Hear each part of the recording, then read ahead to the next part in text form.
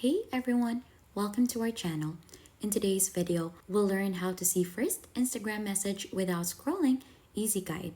So for us to be able to begin, just open Instagram app onto your device.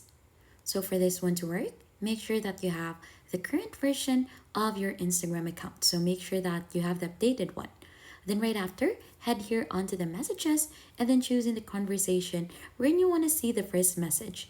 So I have one conversation in here. Let's simply click onto that. And if you don't want to scroll and want to head onto the first part of the message, simply click onto the upper part of the screen above the user's name. Simply click onto that and it will automatically scroll your Instagram message to the upper part of the screen. So let's try this onto other conversation. Like for example, this one. So if you have longer conversation, you'll just have to simply click onto this one continuously until you land in onto the first conversation that you have onto that account. And that is just how easy you could go ahead and see first Instagram message without scrolling, easy guide. And if you think this has been helpful, don't forget to hit the like, subscribe, and we'll see you on to our next video.